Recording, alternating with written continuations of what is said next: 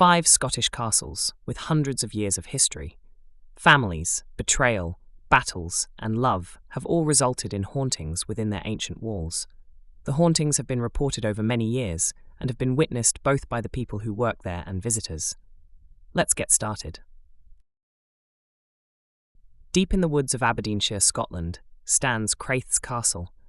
It looks like something straight out of a fairy tale, with its beautiful stone towers and world-famous gardens. But behind those thick stone walls lies a dark history, and one room inside holds a secret so grim it went undiscovered for hundreds of years. The castle is a masterpiece of Scottish history, built in the late 1500s by the Burnet family, who lived in there for over 350 years.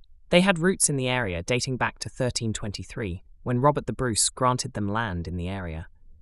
The castle is a maze of turrets, towers, and painted ceilings. But behind its beautiful towers lies a dark, layered history filled with tragic hauntings. The most famous spirit at Crathes Castle is known simply as the Green Lady.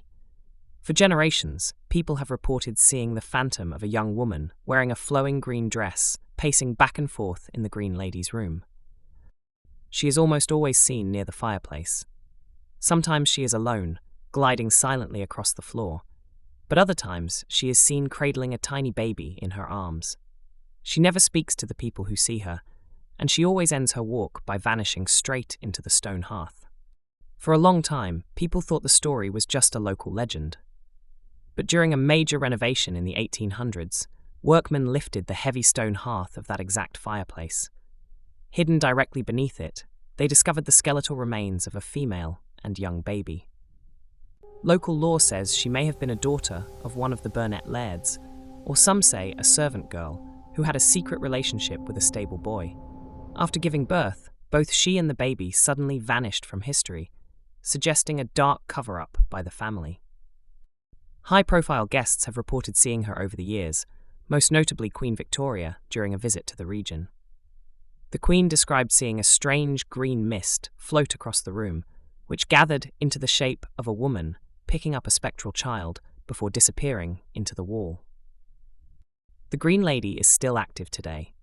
On a quiet afternoon a few years ago, an Australian tourist was exploring the castle on her own. As she walked towards the Green Lady's room, she felt the temperature suddenly plummet. Then, a voice whispered directly into her ear, "Don't go in the next room. Don't go in. Get out. Now." The tourist fled the castle and refused to go back inside.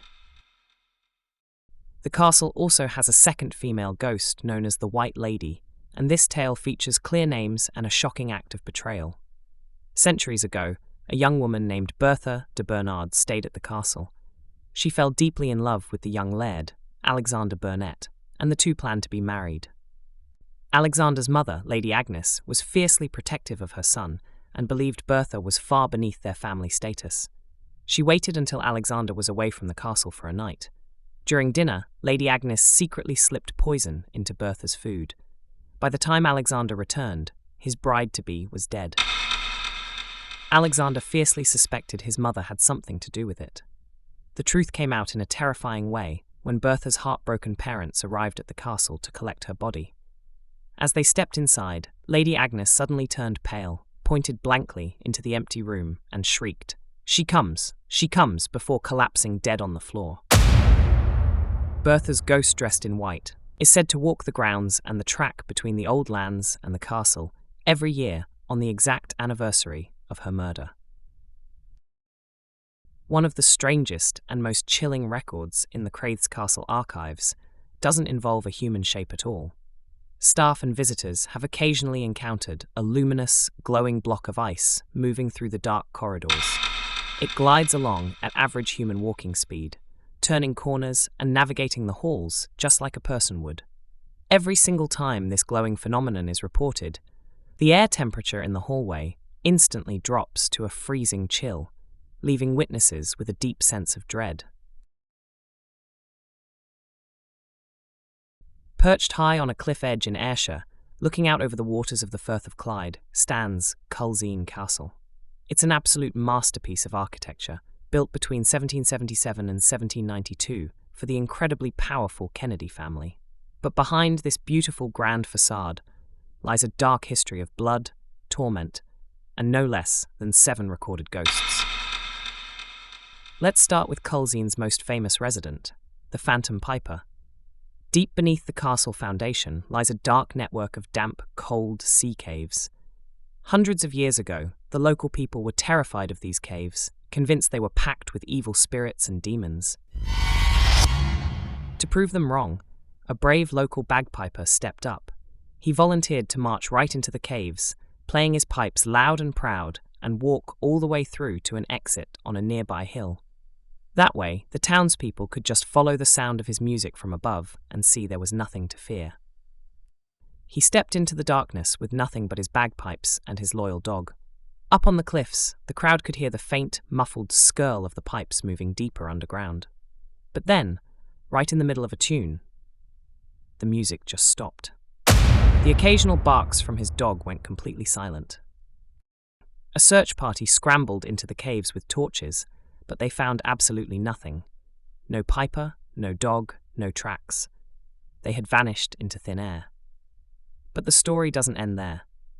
To this day, people claim that on stormy nights, or right before a member of the Kennedy family gets married, you can still hear those pipes echoing from the cliffs below. And if you look closely through the sea mist onto Piper's Brae, you might just see his dark silhouette standing perfectly still. Moving inside, the castle's interior is stunning, but it has a habit of making your hair stand on end. If you've ever taken a tour, you've probably walked up the magnificent oval staircase. This is where things get weird. Right at the top sits a large portrait of Margaret Erskine of Dun, who was the wife of the 12th Earl of Cassilis. Tour guides and visitors have sworn for decades that no matter where you stand on that landing, her eyes and her foot seem to turn and follow you. Even creepier, staff have reported a strange thick mist that randomly appears on the staircase, always starting right in front of Margaret's painting before drifting across the hall. If you keep walking, you'll find the state bedroom. It's widely considered the single most active room in the whole castle. Guests staying the night have woken up to see an old gentleman dressed in antique, old-fashioned clothes, casually sitting in the armchairs. Naturally, witnesses say he always picks the chairs that make the loudest cracking and creaking noises in the dead of night. The other spirits are just as restless. Multiple staff members over the years have been terrified by the sound of tiny, frantic footsteps running down the dark corridors near the old kitchens. When they turn around, they catch a fleeting glimpse of a young girl sprinting past before fading into the stone walls. Meanwhile, on the main stairwell, visitors have reported a dark, heavy shadow, described as a black or grey mass, that slowly rises up from the floorboards and glides up the stairs from the ground floor to the first level, leaving a freezing cold draft in its wake. Why so many ghosts? Well, the Kennedy family history is incredibly bloody. Take the 4th Earl of Cassilis. Back in 1570, he wanted the lands belonging to Crossraguel Abbey. When the abbot refused to sign them over, the earl dragged him down into the castle's black vault, tied him to a spit, and literally roasted him alive over an open fire until he signed the papers. People say the phantom cries of pain still echo through the lower levels of the castle. Then there was Sir Archibald Kennedy, known locally as Archibald the Wicked. He was a man so universally feared and hated for his cruelty that local legend says the devil himself personally turned up to attend his funeral. Have you ever thought about what it would be like to look for someone you love forever? Deep in the woods of Aberdeenshire sits Drum Castle. It's a beautiful place, built over 700 years ago. But behind those massive stone walls is a heartbreaking story that's still playing out today.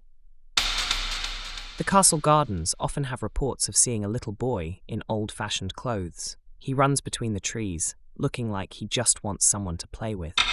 Inside the castle, staff members hear the footsteps of a woman walking through empty bedrooms. They say it's a mother and her son. They both haunt this same exact building, but they are never seen together. It's like they are trapped in the same house, destined to keep searching for each other in the afterlife, always appearing to miss one another by just a few seconds. To understand why they're here, we have to go back to the year 1848. A woman named Anna Forbes Irvine moved into the castle after marrying the landlord Alexander. Anna was a highly talented painter. She spent her days capturing the world in beautiful watercolors, but her real joy came a few years later when she gave birth to her firstborn son, a little boy named Alexander. But back then, life could be incredibly cruel. In 1865, when little Alexander was just 6 years old, he got sick and died. It absolutely shattered Anna. Her grief was so heavy that it seemed to soak right into the wood and stone of the castle. And that's where the spooky encounters begin. For over 100 years, people have heard that child's laughter echoing down the cold stone hallways when the castle is completely empty. When the female ghost is seen floating through the rooms, the castle staff instantly know who she is. Why? Because her face perfectly matches a massive, beautiful portrait of Anna that still hangs on the wall today. But the oldest ghost here might be a man who was driven half mad by fear. Back in 1746, Scotland was torn apart by a brutal war. After a massive battle called Culloden, British soldiers swarmed the area, hunting down Scottish rebels to execute them. One of those rebels was the landlord of Drum Castle. He fled back home with the enemy hot on his heels. His brave sister, Mary, rushed him into a tiny secret room hidden deep inside the castle's thick stone walls. He lived in total, pitch blackness for 3 long years. He couldn't make a sound. He had to sit there, listening to the enemy soldiers sleeping and eating in the rooms right next to his hiding spot. He survived, but that intense terror left a permanent mark. Today, when people visit the oldest part of the castle, the medieval High Hall, they get an overwhelming feeling of sudden dread, and some swear they can still hear the sound of panicked heavy breathing coming from inside the solid stone walls. Falkland Palace in Fife, Scotland, is beautiful on the outside, but it holds some of the darkest, most tragic history in the country. For centuries, people have reported strange and chilling encounters within its stone walls. Before it was a grand Renaissance palace, the site was a dark, cold castle. The most gruesome story from this era involves David Stewart, the Duke of Rothesay. He was the young heir to the Scottish throne, handsome, a bit wild, and next in line to be king. His powerful and greedy uncle, the Duke of Albany, wanted the throne for himself. In the freezing winter of 1402, the uncle kidnapped young David and locked him away in a tiny damp dungeon beneath the castle. The uncle left David there to starve to death. Legend says the poor prince was so desperate for food that he chewed off his own fingers before he finally died. Visitors and staff working near the old cellar foundations have reported a heavy, overwhelming feeling of dread and pure sadness. People have also said that they have heard faint, muffled groans and the scratching of fingernails against solid stone walls. Inside the stunning tapestry gallery, surrounded by hundreds of years of woven art and dark oak panels, wanders the palace's most famous spirit, the White Lady, sometimes called the Grey Lady. The story goes that she was a young noblewoman who fell deeply in love with a local soldier. During one of Scotland's violent wars, her lover said goodbye to her at the palace and rode off to battle. He promised he would return, but he was killed in action. She never moved on, spending the rest of her days looking out the windows, waiting for him. Witnesses inside the tapestry gallery have seen a female figure pacing anxiously up and down the long room. People describe her as being surrounded by a strange, faint, greyish glow. She always seems completely lost in her own grief. The east range of the palace was partially destroyed in the 1650s when Oliver Cromwell's troops occupied the building and a massive fire broke out. Today, it stands as a ruined shell. This area is haunted by another female spirit. Witnesses have spotted her walking calmly through the open-air stone ruins in the evening light. The most chilling detail? She walks straight through solid stone walls, exactly where doorways used to exist hundreds of years ago, before the rooms were ruined by fire. The gardens and the old tennis court at Falkland Palace was the absolute favourite royal hunting lodge of Mary, Queen of Scots. In the 1560s, she escaped the heavy stress of her royal court in Edinburgh to come here. She loved to ride horses through the nearby Lomond Hills, hunt with falcons, and play on the palace's tennis court, which is the oldest active tennis court in the entire world. Because Mary was so happy at Falkland Palace during her short, tragic life, many believe a piece of her energy stayed behind. People exploring the grand gardens and the edges of the ancient tennis court have reported seeing a tall, elegant woman dressed in period clothing gliding across the grass. Tour guides and guests have also reported hearing the distinct sound of a woman laughing happily when absolutely no one else is around. During the rule of King James VI, Falkland Palace was a hub for royal business, which included the horrific Scottish witch trials. The king was absolutely terrified of witches and wrote a whole book about hunting them. Many local people accused of witchcraft were brought to royal properties like Falkland for questioning and confinement. During special late-night tours, or when the palace is completely dark after hours, people have reported hearing low, frantic whispers echoing down the stone corridors. The air in certain rooms will suddenly turn ice cold for no logical reason, leaving visitors with goosebumps and the intense feeling that they are being watched by unseen eyes. Fyvie Castle in Aberdeenshire, Scotland, is over 800 years old, and it is easily one of the most haunted castles in the world. It doesn't just have one ghost, it has 3 distinct spirits, a weeping stone that bleeds real water, and a deadly curse that has ruined families for centuries. To understand why this castle is so twisted, we have to go all the way back to the late 1200s.